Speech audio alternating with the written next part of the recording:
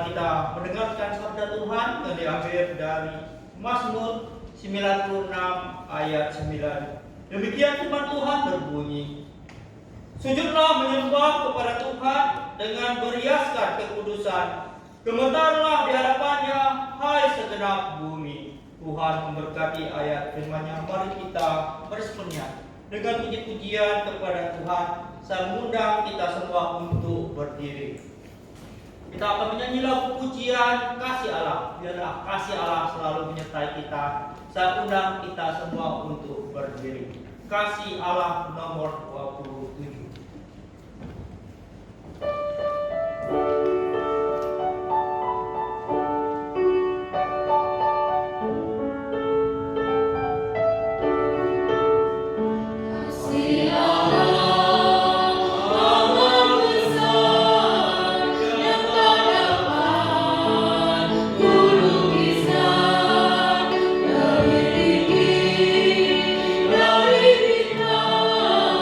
Lebih dalam dari lautan.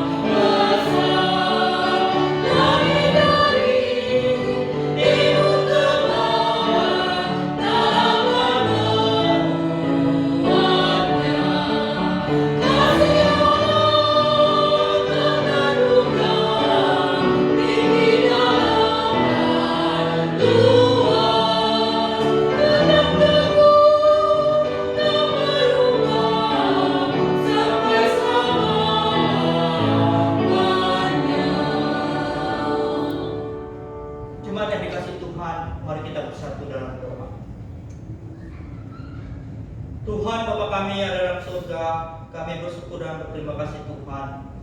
Tuhan boleh memimpin dan menyertai hidup kami sampai saat ini. Walaupun pada hari ini kami berbakti secara online, ada di antara kami beberapa di gereja, tapi kami yakin semua jemaat ada di rumah masing-masing. Biarlah dimanapun jemaat berada, tidak mengurangi rasa syukur, rasa hormat kami untuk tetap berbakti kepada Tuhan.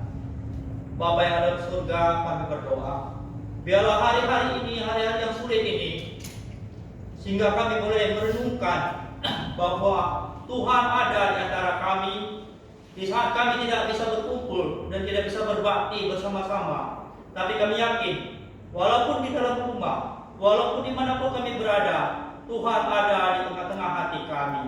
Biarlah rasa hormat, rasa syukur kami, karena kami mempunyai Allah yang benar dan hidup, ada di dalam hati kami, sehingga kami tidak takut masa depan kami, apapun yang terjadi adalah di tangan Tuhan hidup kami. Tuhan, kami ini kecil, tidak ada artinya dibandingkan Engkau.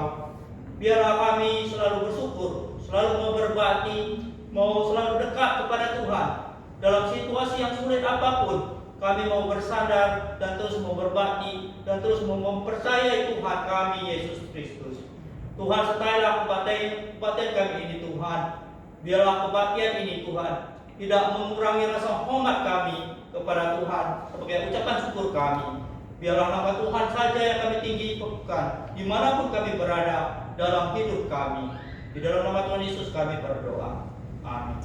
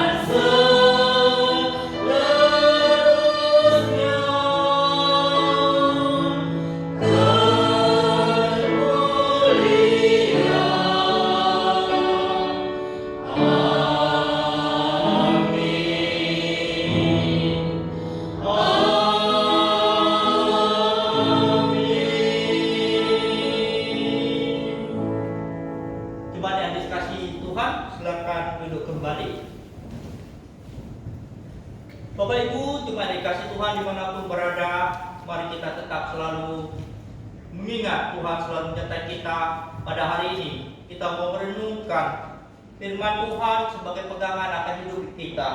Apapun yang kita jalani pada saat ini, itu adalah kehendak Tuhan. Mari kita membuka kitab kita yang diambil dari kitab Mazmur pasal 90, Mazmur pasal 91.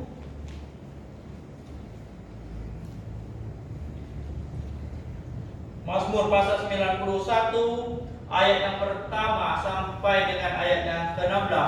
Kita akan merenungkan firman Tuhan ini dan kita akan merenungkan firman Tuhan ini dan kita akan membacanya secara responsoria. Saya akan membaca ayat yang ganjil dan jemaat kita boleh menyambutnya dengan ayat yang genap. Biarlah firman Tuhan ini boleh mengingatkan kita apapun yang terjadi pada saat ini, Tuhan adalah lindungan kita. Mari kita membaca firman Tuhan secara responsoria yang diambil dari kitab Mazmur pasal 91 ayat 1 sampai dengan 16. Demikian firman Tuhan berbunyi. Orang yang duduk dalam lindungan yang maha tinggi dan bermalam dalam naungan yang maha kuasa akan berkata kepada Tuhan, tempat perlindunganku dan buku pertahananku, Allahku yang percaya. Sungguh dialah yang akan melepaskan engkau dari jerat penangkap burung, dari penyakit sampar yang busuk. Dengan kotornya yang akan melindungi engkau, di bawah sayapnya engkau akan berlindung, kesetiaan dia lapis lain dan tembok. Engkau tak usah takut terhadap kedahsyatan malam, terhadap panah yang terbang di waktu siang, terhadap penyakit sampar yang berjalan di dalam gelap, penyakit menular yang mengamuk di waktu petang. Walau 1000 orang rebah di sisimu dan 10.000 di sebelah kananmu, tetapi itu tidak akan menimpamu. Engkau hanya menontonnya dengan matamu sendiri dan melihat pembalasan terhadap orang-orang fasik. Sebab Tuhan ialah tempat perlindunganmu, yang maha tinggi telah Kau buat tempat perteduhanmu. Malapetaka tidak akan menimpa kamu, dan tulah tidak akan mendekat kepada kemahmu. Sebab malaikat-malaikatnya akan diperintahkannya kepadamu untuk menjaga engkau di segala jalanmu. Mereka akan mengangkat engkau di atas tangannya, supaya kamu jangan terjatuh kepada batu. Singa dan ular tedung akan kau langkahi, engkau akan menginjak anak singa dan ular naga. Sungguh hatinya melekat kepadaku, maka aku akan meluputkannya. Aku akan membentenginya, sebab ia mengenal namaku. Bila ia berseru kepadaku, aku akan menjawab. Aku akan menyertai dia dalam kesesakan. Aku akan meluputkannya dan memuliakannya. Dengan panjang umur akan kunyatakan dia, dan akan perlihatkan kepadanya keselamatan daripada aku. Tuhan memberkati pembacaan firman-Nya. Mari kita meresponnya kembali dengan puji-pujian kepada Tuhan. Lagu pujian nomor 157. Puji-pujian nomor 157. Oh Yesus kasih-Mu. Dan kita akan bernyanyi ayat 1 dan 2. Setelah itu intro dan baru kita masukkan dan kita masuk ke ayat yang ketiga. Oh Yesus kasih-Mu. 157.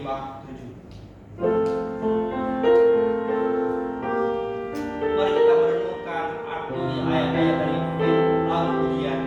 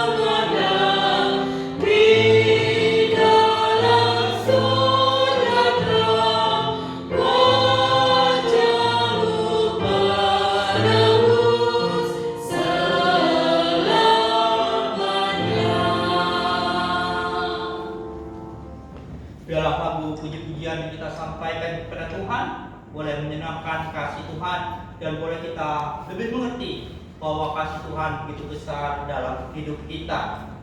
Biarlah lagu pujian ini boleh menguatkan kita yang di rumah, yang kita tidak terkekang sekarang di rumah tidak bisa berbuat apa-apa, sehingga kita lebih banyak untuk merenungkan akan arti kasih Tuhan. Bapak Ibu jemaat yang dikasihi Tuhan, di hari Tuhan ini kita akan melihat satu ayat emas yang diambil dari kitab Mazmur pasal 91 ayat 9. Mari kita renungkan ayat emas firman Tuhan ini bersama-sama.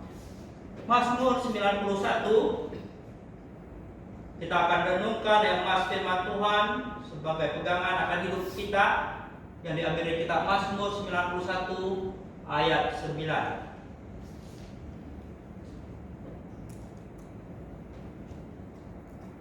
Mari kita membaca bersama-sama sambil kita merenungkan arti firman Tuhan ini. 1, 2, 3. Mazmur 91 ayat 9. Sebab Tuhan ialah tempat perlindunganmu, yang maha tinggi telah kau buat tempat perteduhanmu. Satu kali lagi. Mazmur 91 ayat 9. Sebab Tuhan ialah tempat perlindunganmu, yang maha tinggi telah kau buat tempat perteduhanmu. Tuhan memberkati ayat emas firman-Nya. Pada hari ini pada hari Tuhan pada hari yang spesial bagi kita, karena pertama kali kita mengadakan kebaktian online. Biarlah kebaktian online ini tidak mengurangi rasa syukur kita, rasa hormat kita kepada Tuhan. Kita akan mendengarkan firman Tuhan nanti akan yang dibawakan oleh Ibu Penginjil Roska Choi dengan judul Sukacita di antara COVID-19. Pembacaan Alkitabnya sebagai dasar renungan firman Tuhan diambil dari kitab Roma pasal yang ke-8 ayat 35 sampai dengan 39. Mari Bapak Ibu dimanapun berada, kita melihat kitab Roma pasal yang ke-8 ayat 35 sampai dengan 39 sebagai renungan yang akan kita dengar sebentar lagi. Saya akan membacakan firman Tuhan ini. Jemaat boleh dimanapun berada, boleh mengikutinya dalam hati. Roma pasal 8 ayat 35 sampai dengan 39. Demikian firman Tuhan berbunyi. Siapakah yang akan memisahkan kita dari kasih Kristus? Penindasan atau kesesakan atau penganiayaan atau kelaparan atau ketelanjangan atau bahaya atau pedang? Seperti ada tertulis, oleh karena Engkau kami ada dalam bahaya maut sepanjang hari. Kami telah dianggap sebagai domba-domba sembelihan. Tetapi dalam semuanya itu kita lebih daripada orang-orang yang benar oleh Dia yang telah mengasihi kita. Sebab aku yakin bahwa baik maut maupun hidup, baik malaikat-malaikat maupun pemerintah-pemerintah, baik yang ada sekarang maupun yang akan datang, atau kuasa-kuasa, baik yang di atas maupun yang di bawah, ataupun sesuatu makhluk lain, tidak akan dapat memisahkan kita dari kasih Allah yang ada dalam Kristus Yesus Tuhan kita. Bapak Ibu jemaat yang dikasihi Tuhan dimanapun berada, sekarang kita akan mendengarkan firman Tuhan.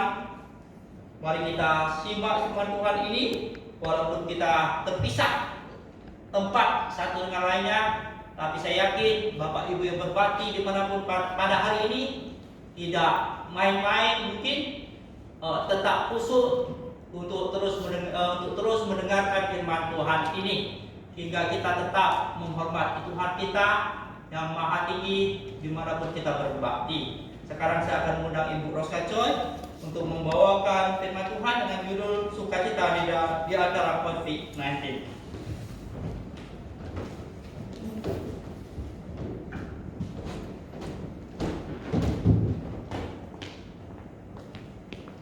Mari kita bersatu di dalam doa sebelum kita mendengarkan firman Tuhan. Bapa, kami bersyukur hari ini. Tiap-tiap hari adalah hari-Mu Tuhan. Kami bersyukur karena Engkau menyediakan kepada kami hari untuk boleh berbakti kepada-Mu, mengasihi-Mu, melayani-Mu, dan melakukan yang terbaik dalam hidup kami untuk sesama kami manusia. Kami sekarang mengakui Bapa, hukum yang tertinggi dan hukum yang utama yang pertama adalah mengasihi Engkau dengan segenap jiwa kami, dengan segenap kekuatan kami, dengan segenap tubuh kami, dengan segenap hidup kami Bapa. Dan Engkau berkata, yang sama dengan itu adalah mengasihi sesama kami manusia. Kami mengakui sekarang Bapa, bahwa ketika kami mengasihi manusia, disitulah detik-detik kami benar-benar mengasihi Engkau. Karena itu Bapa, berkati firman-Mu yang akan menguatkan hati kami hari ini di tengah-tengah musim COVID ini Bapa. Biarlah kami memiliki ketenangan sejati, ketenangan abadi yang membuat kami bersuka cita.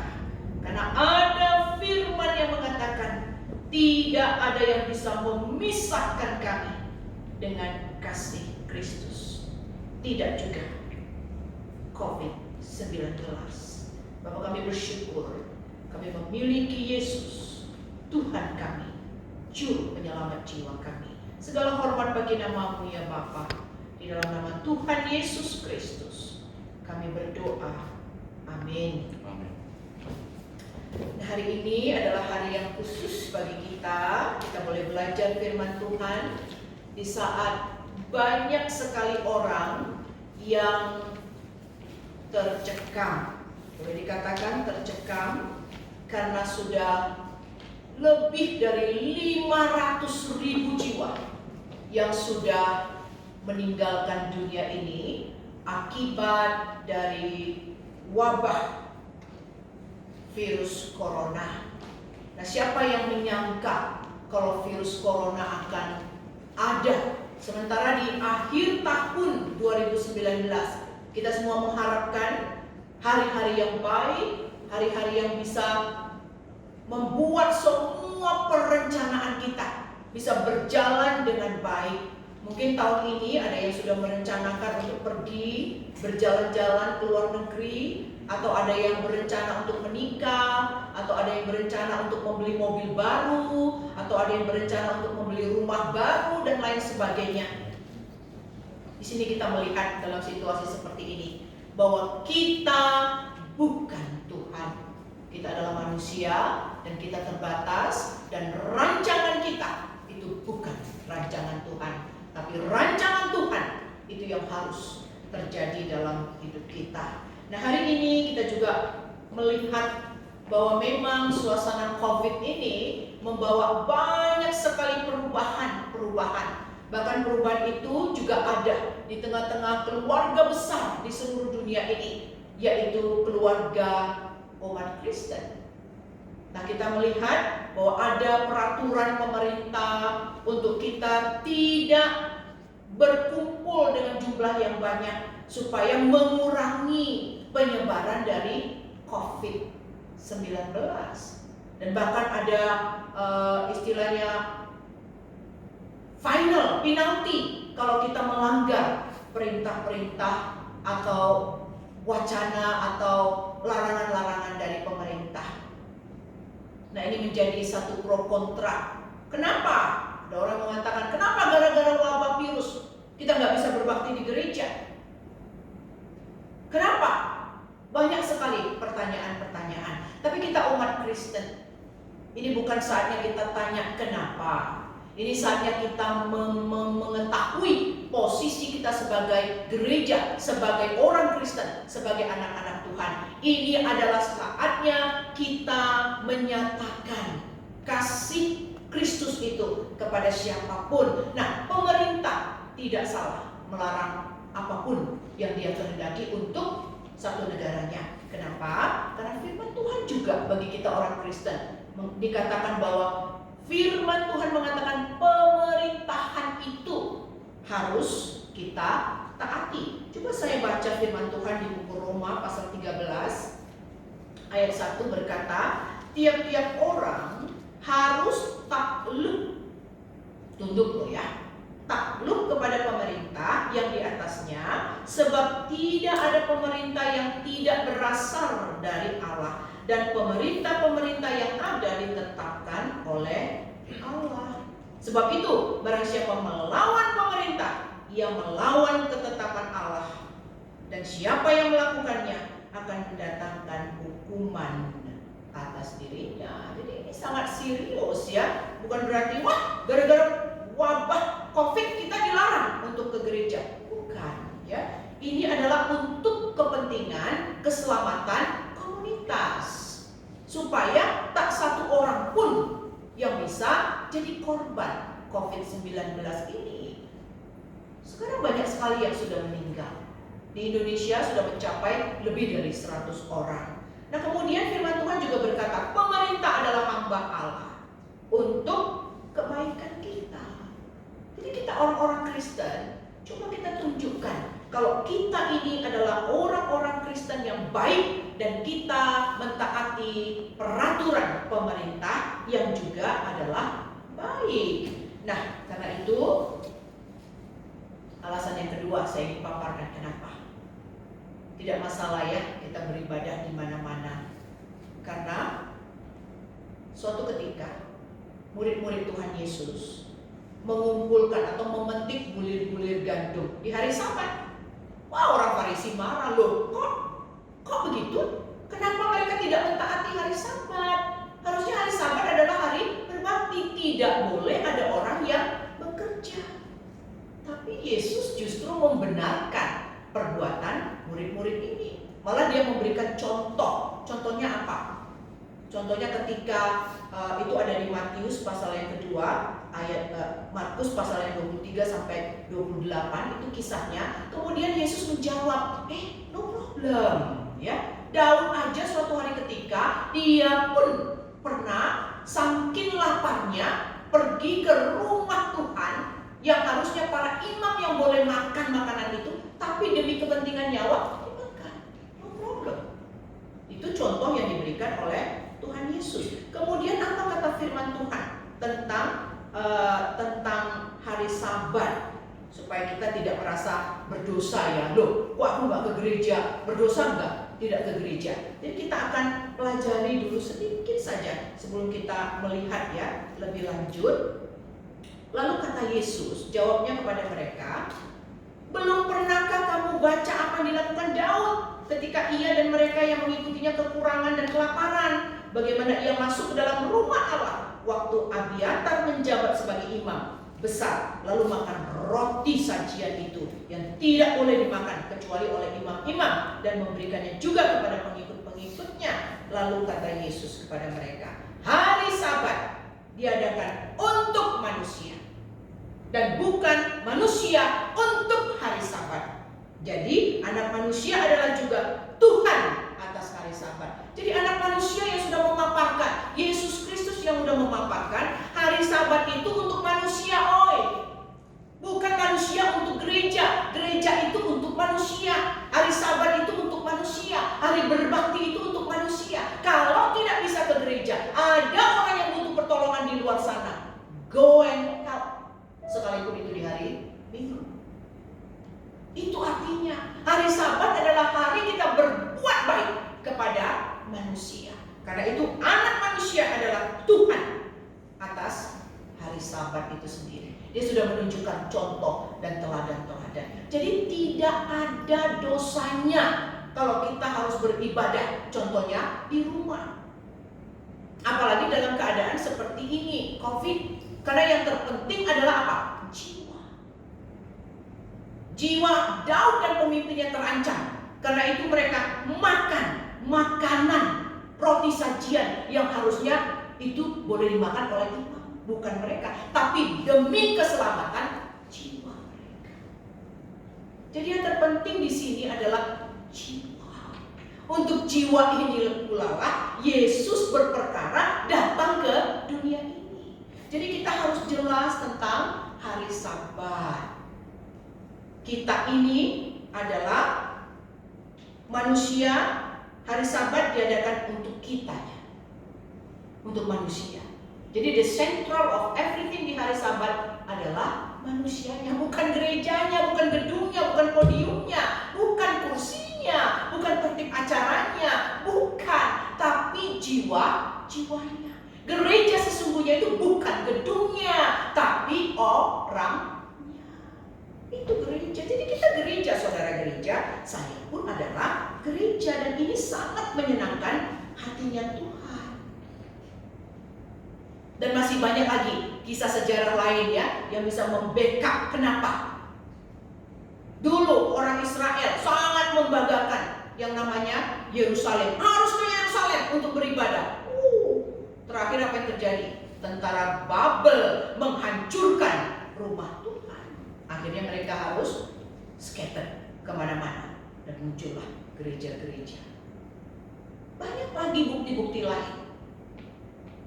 Yang dibanggakan itu bukan gedung gerejanya. Yang dibanggakan adalah jiwa yang percaya kepada Tuhan Yesus Kristus. Nah sekarang, mari kita lihat kepada topik kita. Kenapa kita bisa bersuka cita di antara COVID-19? Sebenarnya nangisnya kita. Saya menerima sebelum kebaktian ada video seorang ibu yang menangis. Aduh, mana pendetanya untuk penguburan? Banyak hamba Tuhan yang sudah dipanggil Tuhan karena COVID. Dan penguburannya sangat menyedihkan. Kematian yang sangat sepi. Lonely death katanya. Adalah ketika wabah virus menyerang dan dia harus meninggal dunia dan harus dikuburkan dengan security yang begitu aman sehingga wabah atau virus itu tidak menyerang orang-orang yang sedang membawa jasadnya, jenazahnya. Tapi kenapa kita berani berkata sukacita di antara COVID-19? Ini keterlaluan. Saya hanya ingin menekankan kepada kita. Seperti firman Tuhan katakan tadi, ayat yang ke-35. Siapakah yang akan memisahkan kita rupanya dari Kristus? Siapa? Ini ditantang, siapa rupanya? Tunjukkan kepada saya. Siapa yang bisa memisahkan kita orang percaya dari kasih Kristus? Penindasan? No. Kesesakan? Penganiayaan? Kata si Paulus? No. Kelaparan? Ketelanjangan? Bahaya? Atau pedang? Tidak. Oleh karena engkau kami ada dalam bahaya maut. Oleh karena engkau ya Allah, yang dikatakan kami ada dalam bahaya maut sepanjang hari. Kami telah dianggap sebagai domba-domba sembelihan. Tetapi dalam semuanya itu kita lebih daripada orang-orang yang menang oleh Yesus yang telah mengasihi kita. Kita orang Kristen ini yang percaya Yesus adalah orang yang lebih dari pemenang. Bukan karena kita, tapi karena Yesus. Oleh Yesus kita dikatakan menang. Mungkin kita mulai bingung kenapa seperti ini. Ayat 38 lagi dikatakan, sebab aku yakin bahwa baik maut maupun hidup, baik malaikat-malaikat maupun pemerintah-pemerintah, baik yang ada sekarang maupun yang akan datang, atau kuasa-kuasa, baik yang di atas maupun yang di bawah, ataupun sesuatu makhluk lain, tidak dapat memisahkan kita dari kasih Allah yang ada dalam Kristus Yesus.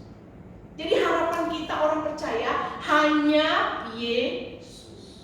Apa rupanya yang sudah dilakukan Yesus untuk kita? Kita semua mengerti manusia ini fragile. Manusia ini seperti gelas yang kalau jatuh ke lantai pecah. Dan di dalam diri manusia ada gambarannya Allah. Kita bernafas. Nafas kita ini adalah gambarannya Allah. Roh. Kita dikatakan punya roh karena kita bisa bernafas. Kita bisa berbicara, kita bisa melihat, kita bisa berteriak, kita bisa berbicara. Ini artinya apa? Kita masih hidup di dalam daging yang berdosa ini. Ini gambaran Allah.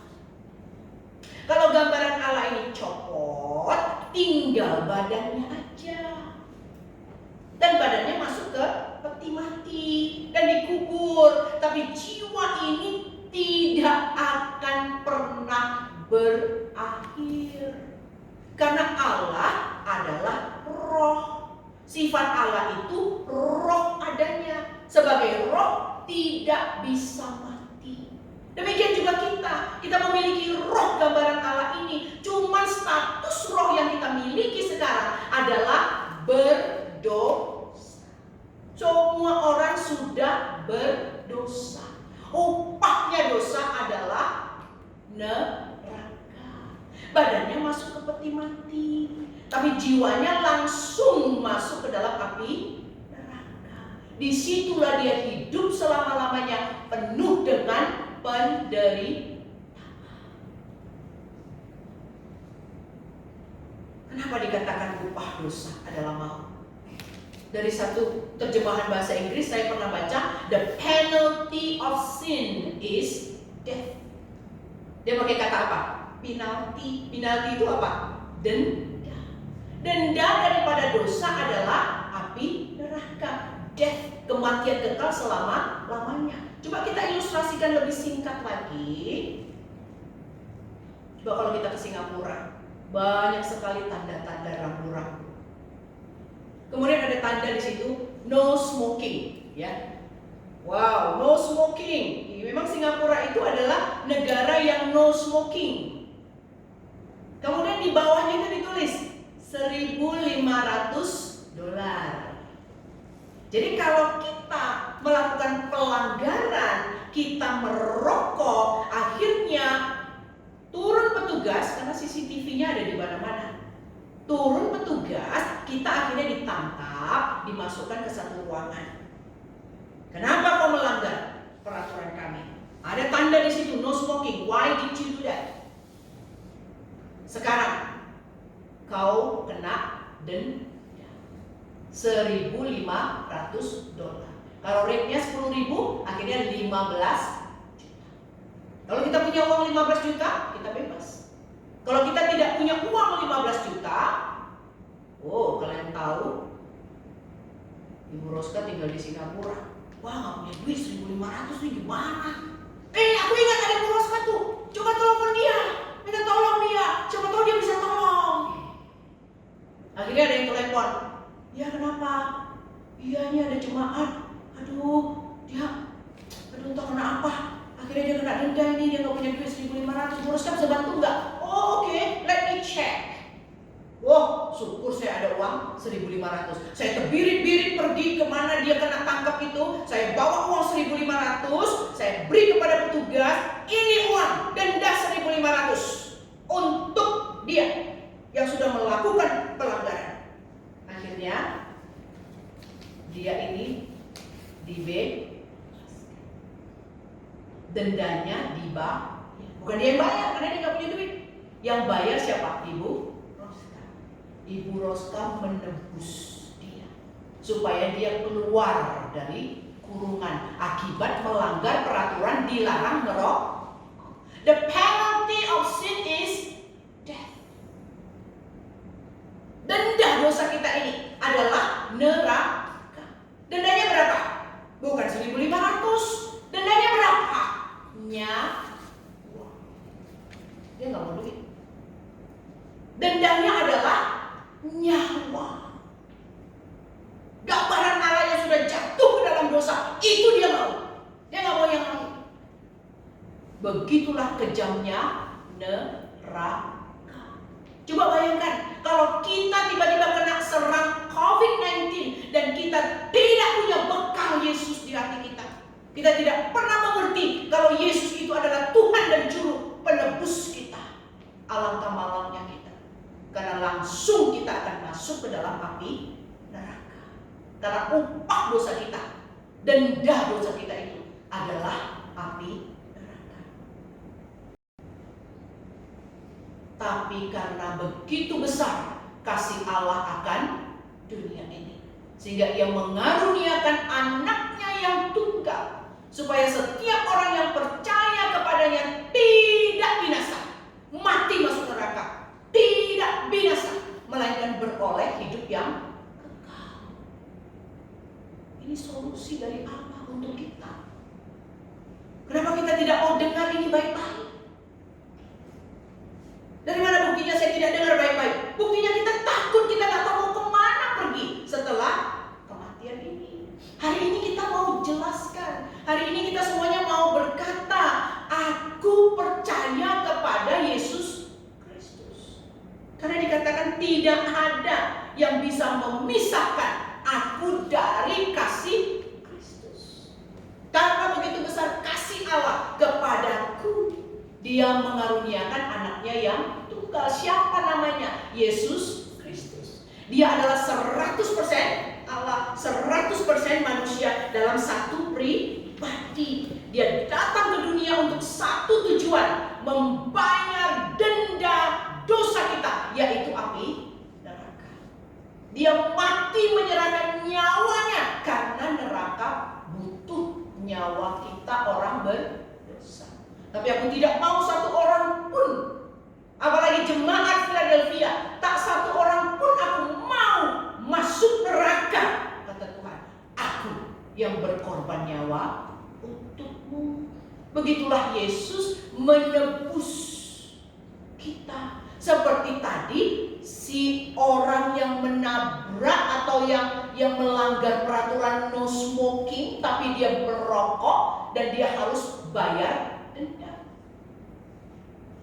Harus ada yang menebus. Saya yang tebus dia, karena saya ada uangnya, dia tidak ada pada waktu itu. Saya harus tebus dia. Demikian juga kita. Kita orang berdosa, denda kita adalah neraka.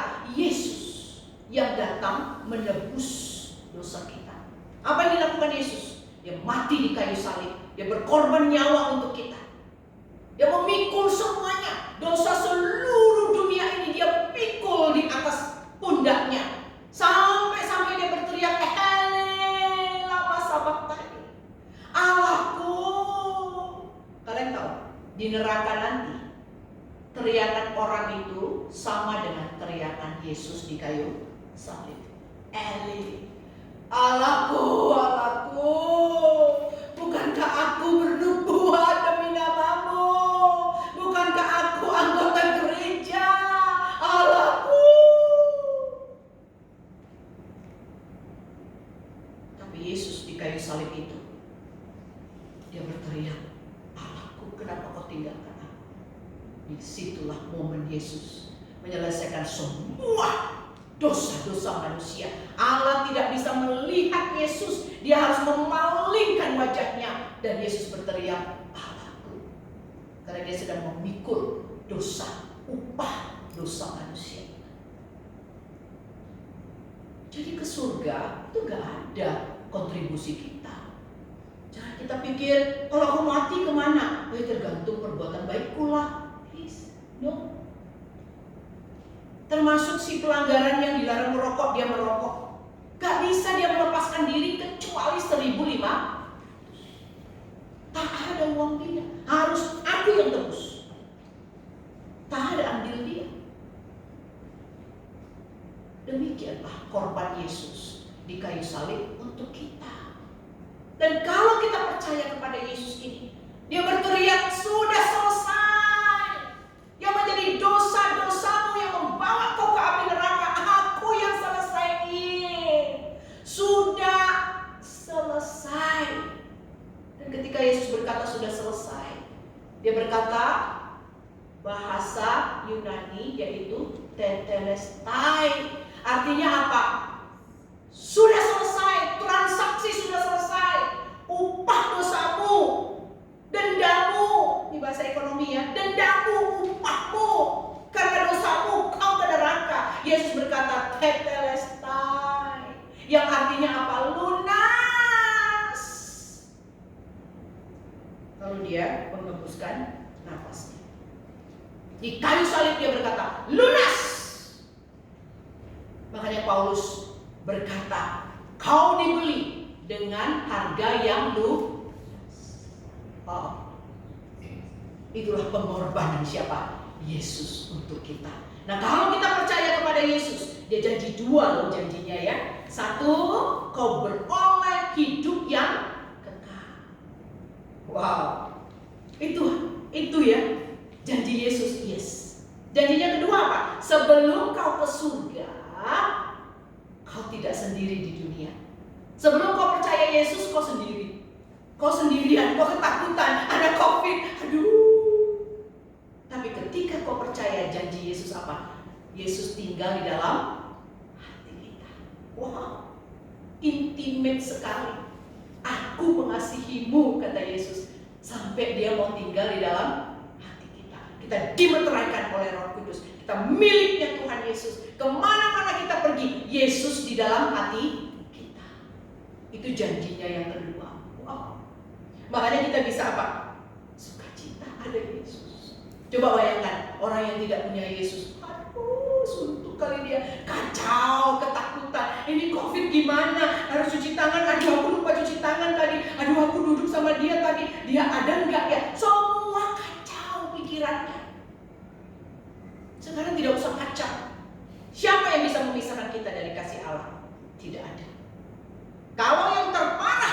dalam hidupku, aku tetap hidup. Hidup selama-lamanya di mana? Di surga. Surga itu tidak banyak ditulis di Alkitab ya, karena surprise. Sudah itu surprise sekali. Napas kita berakhir di dunia ini, napas berikutnya di mana? Surga.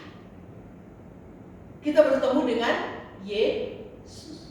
Aduh Yesus, terima kasih Yesus. Kalau kau gak mati di kayu salib, aku gak akan ketemu dengan kau Yesus. Untung kau tebus aku Yesus. Untung kau mati menyerahkan nyawamu di kayu salib. Kalau tidak, aku juga tidak akan sampai ke surga ini. Dan kita akan merasa senang sekali. Itu jaminan. Itulah yang disebut dengan asuransi hidup yang kekal. Jadi kita harus jelas ini. Kalau kita nggak jelas, kita tidak tenang. Kita tidak bisa bersuka cita. Tapi kalau jelas ada Yesus di hatiku, kalaupun aku kena COVID-19, aku hidup selama-lamanya di surga. Ada berapa hamba Tuhan yang meninggal karena COVID? Hamba Tuhan ini percaya kepada Yesus. Sekarang dia ketawa-ketawa di surga. Kita yang merasa apa? Sedih. Betul, kita akan tetap merasa sedih di dunia ini karena tubuh kita ini berdosa. Tetap mata kita ini berdosa. Mata kita ini melihat, aduh penting Mahian, aduh kok gak ada yang menemani dia di kubur. Mata jasmani kita ini melihat itu dan kita merasa sedih. Tapi orang yang sudah dipanggil Tuhan, yang percaya Yesus, dia senyum bertemu dengan Tuhan Yesus. Jadi mari kita aplikasikan. Kalau di tengah-tengah COVID-19 ini, deep in your heart, ada peace seperti aliran sungai yang membuatmu merasa suka cita. Bersuka cita mengatakan, terima kasih Yesus, kau hidup di dalam hatiku. Tapi syaratnya apa? Setiap orang yang percaya, hanya yang percaya saja. Sebenarnya mengilustrasikan percaya itu sangat gampang ya. Kita ini duduk di kursi percaya sekali kursinya bisa pikul kita. Gak ada yang diperlukan. Silakan duduk, duduk aja. Silakan berdiri, berdiri. Silakan duduk, duduk aja. Gak ada yang kita pikirkan. Ini kursi mampu gak? Padahal itu benda mati. Sekarang Yesus berkata, setiap orang yang percaya kepadaku, aku sudah korbankan nyawa untukmu. Kubayar semua yang menjadi denda dosamu, yaitu api neraka. Nyawaku aku serahkan. Setiap orang yang percaya tidak binasa. Kok ragu?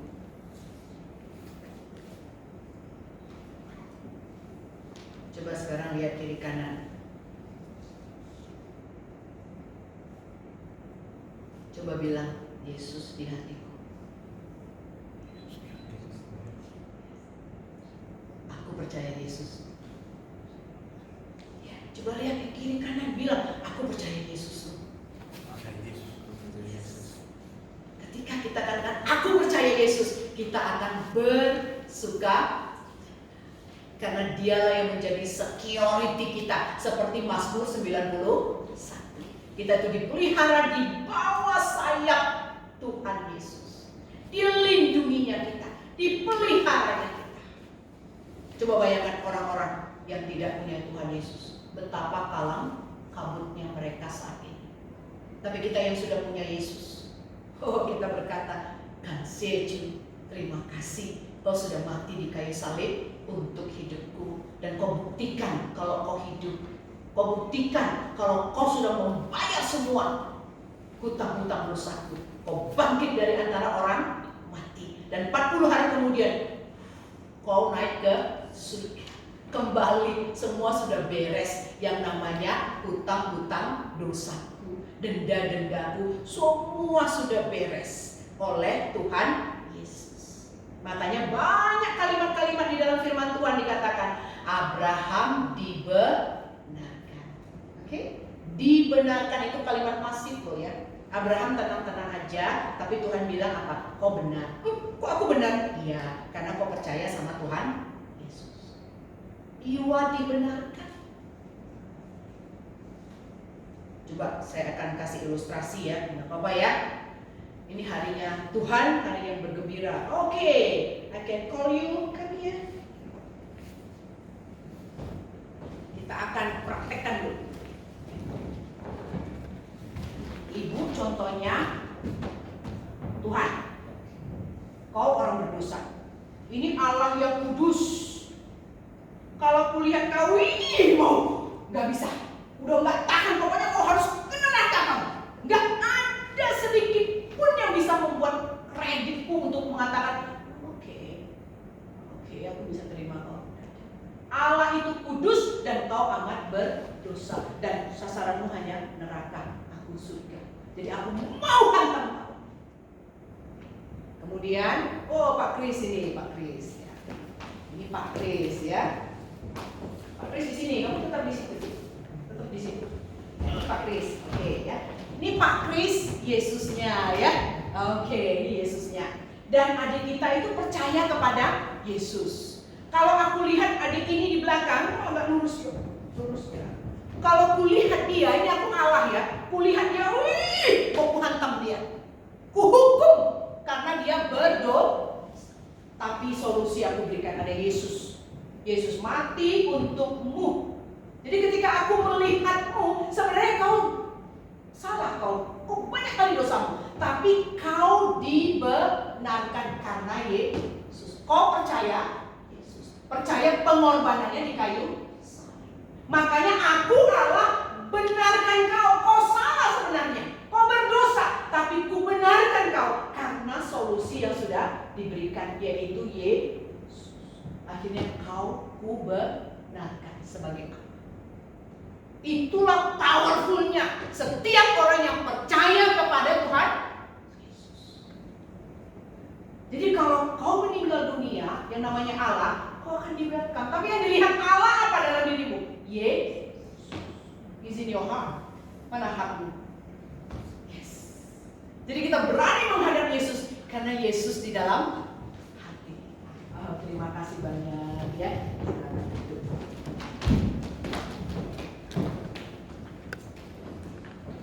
Nah, jadi ini ada salib Yesus. Ini yang membuat kita suka. Dia yang menderita, tapi aku yang suka cita. Dia yang susah hidupnya, tapi aku yang suka cita. Dia yang korbankan nyawanya untukku, tapi aku yang hidup.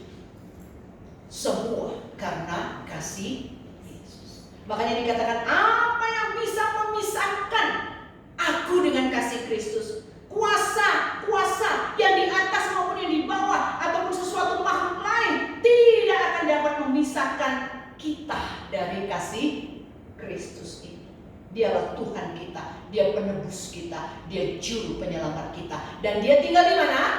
Di dalam hati.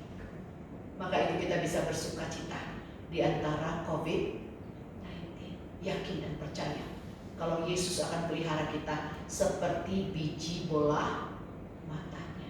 Tapi sekarang perhatikan salib ini. Berapa banyak gereja yang memberitakan salib ini? Berapa banyak namanya orang Kristen yang berjalan dengan salib ini? Berapa banyak orang Kristen yang memancarkan Injil Kristus? Kalau kita perhatikan, banyak gereja sibuk dengan cita-citanya sendiri, sibuk dengan programnya sendiri. Banyak sekarang para pendeta-pendeta yang bertempur ingin menjadi ketua, kepala satu denominasi contohnya. Berjuang, apapun dilakukan. Yang penting aku terpilih menjadi orang pertama di denominasi. Wow. Sementara Yesus mencari apa? Jiwa. Makanya dikatakan cari jiwa. Karena jiwa-jiwa adalah gereja Tuhan. Saatnya kita membangun gereja Allah. Apa itu yang menjadi gereja Allah? Umat Tuhan. Coba dari sekian banyak orang Kristen, berapa orang yang sudah mengenal Injil Kristus ini? Berapa banyak orang yang masih gentar dalam hidup ini karena nggak jelas dengan Injil Kristus? Kalian tahu yang namanya asuransi prudensial?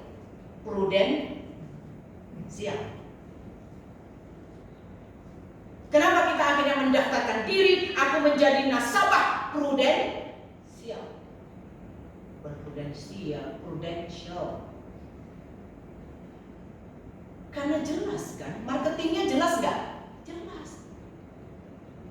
Marketingnya paparkan nanti begini, kalau kau begini, ini kalau kau ambil yang ini, kalau kau ambil yang asuransi ini kau nanti begini, kalau kau ambil asuransi jiwa nanti begini, kalau kau meninggal nanti kau dapat segini, kalau kau sakit nanti begini. Jelas dipaparkan sampai customernya bilang, oke, aku mau menjadi anggotanya, aku mau menjadi pemegang polis prudensial.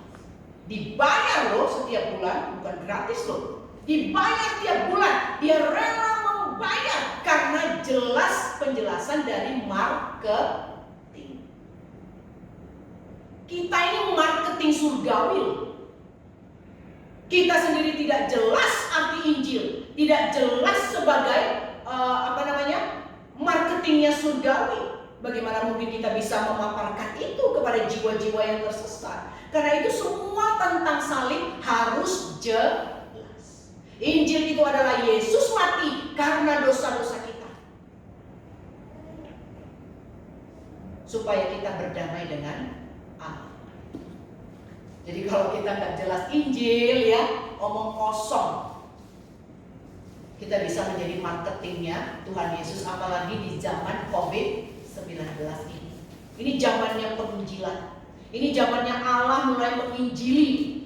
Banyak sekali gereja sudah tidak peduli dengan Injil Kristus. Semua peduli dengan ini, peduli dengan itu, peduli dengan ini, peduli dengan itu, but not the gospel. Karena itu ini saatnya Tuhan mengizinkan Roma 8 ayat 28. Dia mengizinkan segala sesuatu terjadi untuk kebaikan bagi kita. Dan kebaikan yang paling dominan saat ini adalah, are you clear about the gospel? Kalau kita clear tentang Injil Kristus, mari, banyak orang di luar sana sedang dakdikduk karena wabah COVID-19. Mari kita hibur mereka. Kita bawa sukacita kita ini. Tidak ada yang memisahkan engkau dengan kasih Kristus. Kalaupun kau mati karena COVID, kau bukan mati, tapi kau hidup selama-lamanya di surga. Wow. Inilah berita sukacita untuk kita di tengah-tengah COVID-19. Tapi kita sendiri harus yakin, ya, jangan di sini Yesus, tapi di mana? Di hati. Kalau aku mati saat ini, bisa tidak kita mengatakan, glory, haleluya, Tuhan Yesus, terima kasih. Kita lihat surga begitu cantik sekali. Lah Tuhan Yesus, kok baru sekarang aku masuk surga ini? Cantik kali rupanya surga ini. Nggak kayak di Batam Tuhan. Begitulah sukacitanya orang yang percaya kepada Tuhan Yesus. Jadi kita semangat ya, sekalipun kiri kanan ya, ada distancing katanya ya, harus pakai masker, lakukan aja. Itu semua adalah untuk kebaikan jiwa kita. Dan Tuhan sudah memberikan contoh-contoh di Alkitab. Tidak ada istilah berdosa tidak berbakti di gedung gereja. Karena gereja sesungguhnya apa? Jiwa. Aku. I am the church. You are the church. Kita adalah gereja. Bawa gereja ini kemana-mana. Sehingga orang melihat, loh kamu kok senang banget di zaman COVID ini? Yes, because I have Jesus in my heart. Yesus yang akan pelihara aku. Ya, nanti kalau terserang COVID, nggak apa-apa. Kalaupun aku harus mati karena COVID, no problem. Artinya aku cepat masuk ke surga. Ketemu Yesus. Wow, tidak ada air mata. Nah, kiranya kita boleh dikuatkan semuanya. Dan paling penting apa? Percaya. Sekarang lihat lagi kiri kanan. Ayo bilang, aku percaya. Ucapan itu sangat berarti bagi Yesus karena syaratnya hanya percaya. Tuhan memberkati kita, mari kita berdoa. Bapa, hamba bersyukur kepadamu, hamba berterima kasih kepadamu Bapa. Kalau hari ini kami boleh belajar kembali dari firman-Mu, bahwa tidak ada yang bisa memisahkan kami dari Engkau Yesus, dari kasih-Mu Yesus. Kau sendiri sudah mengorbankan nyawa supaya kami hidup. Dan kami bersyukur kalau kami percaya kepadamu Yesus, kami boleh memiliki sukacita ilahi di dalam hati kami. Kami boleh merasa senang Bapa, sekalipun kami terancam di dunia ini, tapi Kau Yesus, Kau pelindung kami. Terima kasih Bapa. Biarlah umat-Mu, jemaat Philadelphia, semuanya Bapa percaya kepada pengorbanan Kristus di kayu salib. Dan oleh Yesus sendiri, mereka akan menjadi saksi-Mu. Dengan Yesus di hati mereka, mereka akan bertumbuh menjadi orang Kristen yang menyerupai Kristus, yang memiliki karakter Kristus, yang memiliki DNA Tuhan Yesus. Terima kasih Bapa. Biarlah setiap umat boleh merasakan kelahiran baru di dalam Yesus Kristus. Bukan karena mereka tahu Tuhan, tapi karena mereka percaya. Terima kasih Bapa. Inilah kami, dengar doa kami dan berkati umat-Mu. Dalam nama Yesus Kristus kami berdoa. Amin.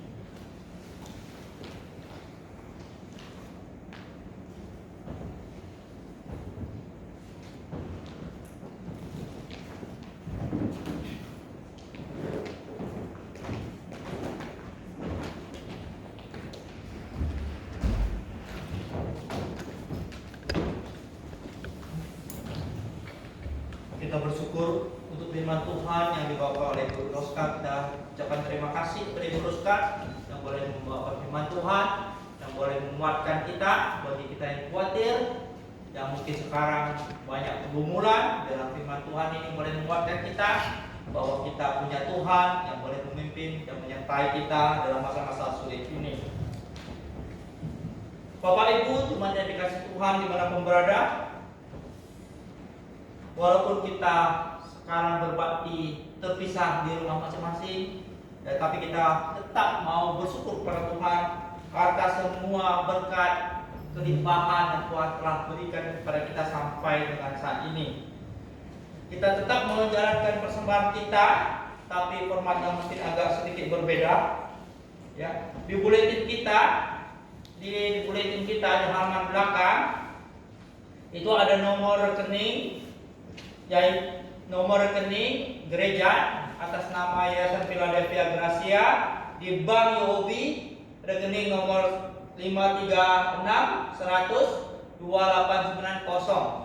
Jadi bagi jemaat yang ingin memberi persembahannya, perpuluhannya ataupun ucapan syukurnya melalui nomor rekening ini, silakan transfer. Tapi bagi jemaat yang ingin memberi persembahannya secara langsung, bisa tabung dulu, simpan dulu. Persembahannya disimpan dulu, ditabung dulu. Nanti waktu saat kita telah kembali berbakti kepada Tuhan di gereja, bawa persembahan itu di rumah Tuhan. Ya, jadi punya dua pilihan, boleh transfer atau kita tabung. Tiap-tiap minggu kita berbakti, kita kasih berapa, kita tabung. Saat kita kembali nanti berbakti kepada di rumah Tuhan, kita bawa ucapan syukur kita di rumah Tuhan. Untuk sementara cara kita memberi persembahan seperti ini, dan kita sekarang akan menyanyi lagu persembahan sebagai ucapan syukur kita nomor 49, Ku Bersyukur.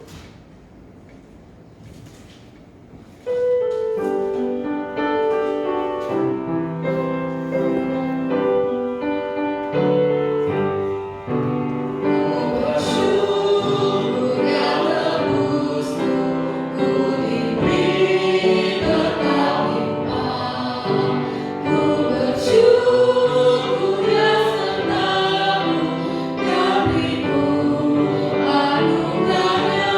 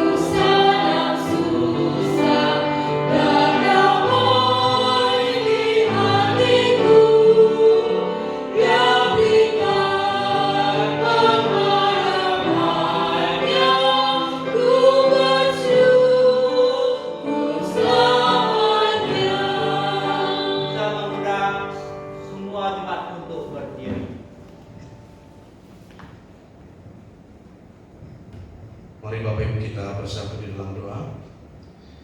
Bapa di surga, kami bersyukur jika kami bisa masih diberi waktu untuk mendengarkan kebenaran firman-Mu dan mengingat siapa diri kami. Itu merupakan anugerah yang tak terhingga dalam hidup kami. Kami bersyukur untuk firman Tuhan yang meneguhkan dan menguatkan kami hari ini. Dan kami bersyukur dapat memberikan yang terbaik dari apa yang Tuhan beri dalam hidup kami. Memang sedikit ya Tuhan, namun kiranya Engkau berkati apa yang kami berikan kepadamu. Biarlah apa yang kami berikan ini Tuhan dapat dipergunakan untuk pelayanan, untuk keluasan pelayanan di muka bumi ini Tuhan.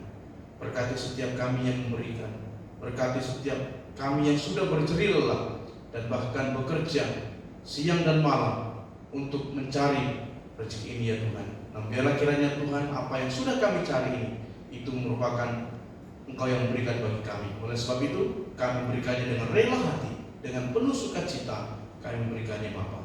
Terima kasih Bapa, terima kasih. Terpujilah nama-Mu.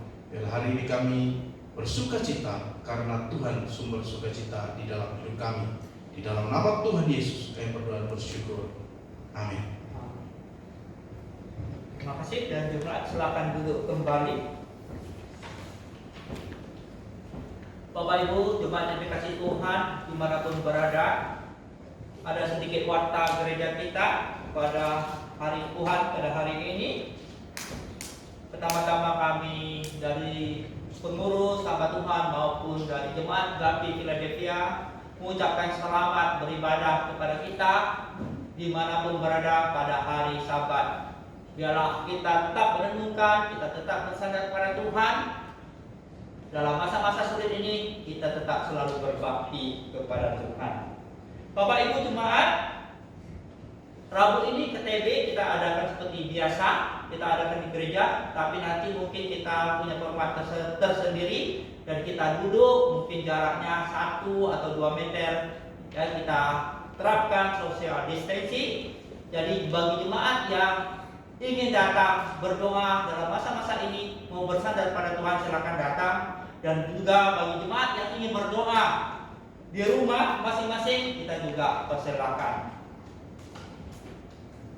Dan acara kita untuk Paskah subuh pada Minggu tanggal 12 April 2020 yang direncanakan bertempat di gereja kebaktian jam 5.30, kita akan melihat situasi terlebih dahulu apakah ini memungkinkan dilaksanakan ataupun ada perubahan atau apa. Nanti kita tunggu pengumuman selanjutnya. Demikian warta gereja pada hari Tuhan pada hari ini. Kita akan menutup kebaktian kita sampai kita iringi lagu pujian penutup nomor 423. Bapa Surgawi, saya undang jemaat semua untuk berdiri.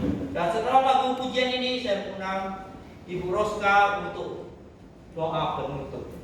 423 Bapa Surgawi. Biarlah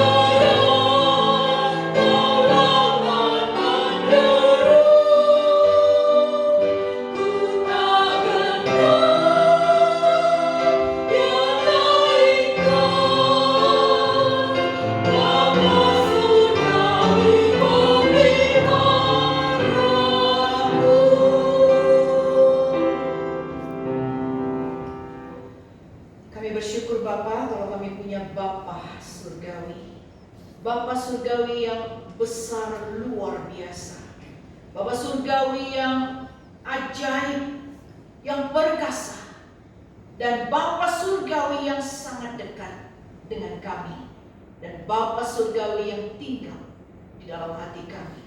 Dengan Engkau di hati kami, Yesus, kami merasa nyaman, kami merasa lega, kami merasa damai, Tuhan. Kami merasa sukacita, Bapa, karena Engkau yang tidak terbatas itu, Kau ada di hati kami. Kami mengakui, Bapa, dengan COVID-19 ini, kami mengakui semuanya terbatas. Perawat terbatas, obat terbatas, rumah sakit terbatas, dokter hebat pun terbatas, Bapa. Tapi Kau, Yesus, Kau tidak terbatas, dan Kau ada di dalam hati kami. Terima kasih, Yesus. Kami ingin mencintai Engkau di tengah-tengah wabah yang mengerikan ini, Bapa. Kami ingin tetap mencintai Engkau, tetap berfokus kepada Kristus, tetap menyayangi Engkau, merindukan Engkau, tetap membaca firman-Mu, tetap berdoa di hadapan Engkau, dan yakin penuh kalau Engkau ada di dalam hati kami. Itu firman-Mu, Bapa. Kau berkata bahwa Engkau tinggal di dalam hati kami. Kami tidak pernah seorang diri. Terima kasih, Bapa, untuk keyakinan yang begitu indah yang boleh menjadi milik kami yang percaya.